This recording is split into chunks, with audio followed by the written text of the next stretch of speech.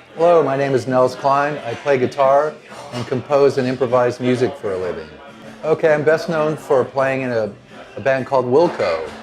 I do lead my own groups occasionally, as often as possible. Lately it's been the Nels Cline 4, but an ongoing one for 20 years is the Nels Cline Singers. And I play in a duo with my wife Yuka called Cup. And I also play in other improvising groups led by various individuals at various times, such as Jim Black, Tim Byrne, Ben Goldberg, Larry Oakes. It's a long list. I kind of like being a sideman. I never thought I would. I never thought I'd hate it, but I sort of designed my life around the idea of playing original music. My twin brother Alex and I came up listening to rock and roll in the late 60s and so-called jazz rock and what became known as fusion and progressive rock in the early to mid 70s, and kind of wanted to just do our own music. And so everything I was doing in those days was original music for the most part. But I've grown, I've matured, sort of, and I like trying to make other people's dreams come true. So I just finished a 2-week tour with my quartet called Nels Cline 4, and that was kind of amazing, hard to schedule, and we pulled it off, and the music was cool. But I'm about to go back to my collaborative world, and I'm looking forward to it, to be honest. Well, I started out playing a Jaguar because I didn't know the difference between a Jazzmaster and a Jaguar, and I do like them both. The Jazzmaster has more string length than the Jaguar, one less fret, and a lot more beef. It's just got more oomph to the tone. I love everything about the Jazzmaster except maybe the 60 cycle hum, which I don't really mind so much, but most of my improviser friends who are very particular about tiny noises don't favor that. So I have some fake Jazzmasters with disguised PAFs made by Seymour Duncan to get around that problem. But the neck profile, the string length, the tension, the body shape, the tone and the strings behind the bridge and the tremolo, once the proper bridge is on there, I've never found anything to complain about with the original design other than the bridge. So I use all that. I use the rhythm switch that nobody uses, that everyone disconnects. That's how I defeat treble and get a nice jazz guitar sound, in my opinion. It's just a great guitar. Well, I use a mastery bridge. I mean, the designer of the mastery bridge is one of my best friends, John Woodland, aka Woody, and I remember when he was first working on it, and it was kind of an answer to my prayers, to be honest. I do play a lot of other guitars because I'm a bit of a guitar fiend, but really, I could get by with just the Jazzmaster if I had to. I do like 12-string though, so there's no 12-string Jazzmaster yet. And I like old ones. I have some fake ones, some kit ones that are actually pretty darn good. One that Woody made for me with the PAFs in it, and they can work if they have the proper thises and thatses, proper pots, proper bridge, decent tremolo, decent neck profile, and good sounding pickups. If they're not vintage pickups, I like Seymour Duncan Antiquities. No, the pedal thing is so weird. I mean, I have a lot here in New York too. Depending on what project I'm doing, I have a fair amount. But for my quartet, for example, I think there are only 5. They're all very basic. There was no looping, virtually no distortion. With Wilco, it got smaller for a while, and then it kind of got a little bit bigger again as I had the necessity of getting certain sounds for certain songs. Certainly I have a lot more distortion boxes with Wilco, and I design, sort of sculpt distortion tone and amount in the course of the set without having to change settings too often. But I never thought I'd be a guy with a lot of pedals. It just sort of happened. And I seem to be able to envision what they do and how they can talk to each other. And I like sound that doesn't sound like guitar, and some of which I'll do here tonight for Earthquaker. You know, I don't know. It's just, they're just pedals, but I like being able to create otherworldly sounds, powerful sounds, mystical, mysterious sounds, intimate sounds. I can do all that stuff, I guess, with electronics, but fortunately when the electricity goes off, I still know how to play the guitar, and I can play an acoustic guitar and be okay with that. My number one pedal is the original Electro-Harmonic 16-second digital delay, which I brought one of my last functioning ones tonight to use. And I just purchased a rebuilt one for an insane amount of money. But I've been using it since the mid-'80s. It was Bill Frisell who first showed it to me. He was using it when we were on tour together back in '85 with a man named Julius Hemphill. It's a magical pedal. It does not rhythmic looping. I don't loop in time. I don't set up vamps and then play over them. I just use it for backwards, reverse things. You can add tidbits into the loop non-destructively, so I can create eventually kaleidoscopic and microtonal loops and just all kinds of stuff that can happen with that. So that's important. I do like a volume pedal. Kind of doesn't matter which one I use as long as it doesn't soak up all my tone, because I'm already soaking up tons of tone with all the other pedals, right? And let's see, does that leave 3 more? Well, I do love the Klon Centaur, and I use it with Wilco, but I don't use it anywhere else because even though I have 3 of them, I found out that they're super expensive now, and crucially, they just take up too much room in my improviser setup where I need everything to be small. But certainly the finest overdrive pedal I've ever heard, and kind of a crucial element in my Wilco world. I've got the one with the Centaur on, and I've got one without the Centaur. The silver one I just put black duct tape all over, gaff tape all over because it's blinding. It's like, with lights, certain light setup, you can't even see. So that thing's covered in black gaff tape. One of them actually, I think that's the one that was actually picked out for me by Bill Finnegan, who designed it. I guess I was one of the last humans ever to buy one in a music store at that point. That was a while ago. See, what does that leave? 2 more pedals? Some kind of a delay, I guess, is good to have, and maybe if you want some reverb and it's not on your amp, a decent reverb. I'm really into this, I don't even know how you say it, but if you speak German, it's the Neun Aber.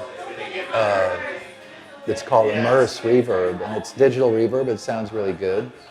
But I just got, as a gift from Jeff Tweedy, a reissue Fender reverb tank that I'm going to have gone over and maybe try to get it back to original specs like his has been gone over. And that thing sounds great. And I can take that on the road with Wilco. I can't take it out playing improvised music on my own. I'm sure I'm leaving out some other pedal. I do love the original whammy pedal, which was given to me by a great guitarist in Los Angeles named Woody Applenalp, who was one of the masters of whammy. And he was trying to wean himself off of it, so he gave me his original red one, which I love because they're small and I think they track really well in a cool way. And I didn't think I wanted it, and I kept trying to give it back to him. And then after a while, I realized I was getting so much joy out of, especially detuned sounds and low octave rumbling, and you can take it down 2 octaves, turn on the fuzz factory, and end of the world. I like that. So that's a good one. Well, I brought a bunch that they gave me. The one I'm using the most these days is one of their more recent ones. It's called the Aqueduct, and it's various forms of vibrato. Some of it is more traditional, sort of like my beloved Boss vibrato pedal from the '80s, which I have used and abused for many years now, particularly with Wilco and in my own music. But then it's got about 5 or 6 other vibrato sounds. One of them that's a little bit like the Magnatone amplifier tremolo vibrato. It's got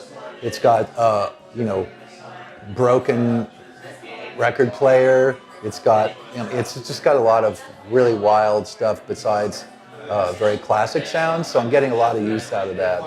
And in fact, I used it quite a bit on some new Wilco songs in a very subtle way. And I brought it tonight. And I like the afterneath for like massive goth verb. which I brought. If I want to drench it tonight, I'll crank up the afterneath for the goth effect. And what else did I bring? I brought the Arpanoid, which I just set as fast and on random as in all wet, no dry, and just turn it on every once in a while for maximum electronic wackiness. And then I brought their new reverb delay, which looks like just an improvement of some sort on their old reverb delay. Whatever it's called, I can't remember, but it sounds really great, and just a tiny bit of delay and some verb.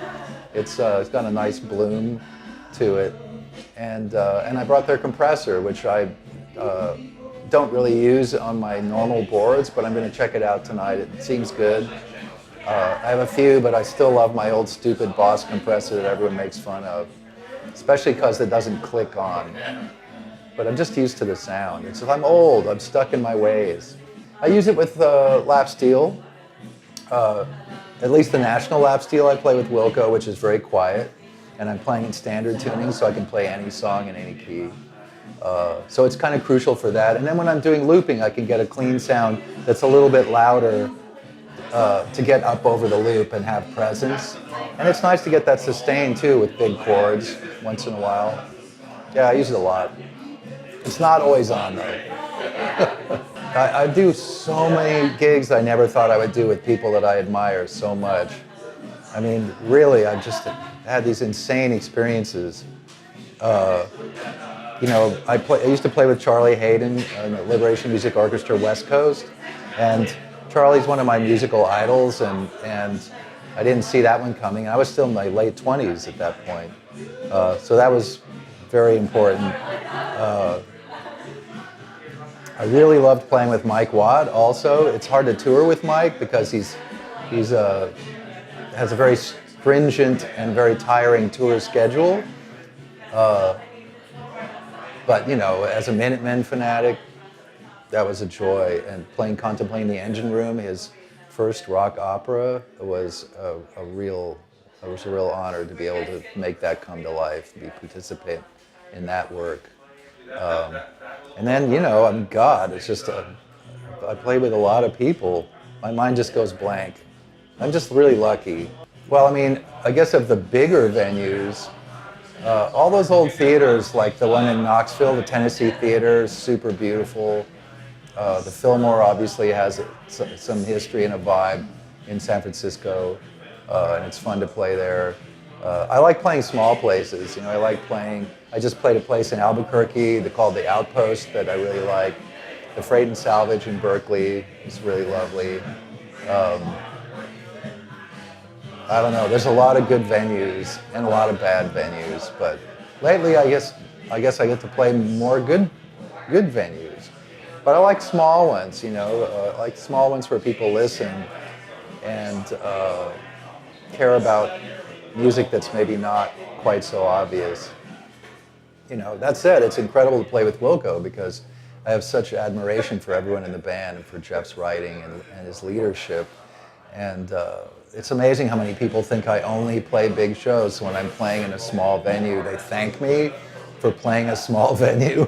And I have to say, like, well, if you come to New York, for example, next month, you can hear me play at the Stone at the New School, and the max cap there is 74 people. And I play there, I'll be there 3 times next month with the various people, with Chess Smith and with Jim Black, and Jim and Tim Byrne will be the band. I play even smaller places than that, you know, it happens. But it's just nice to play.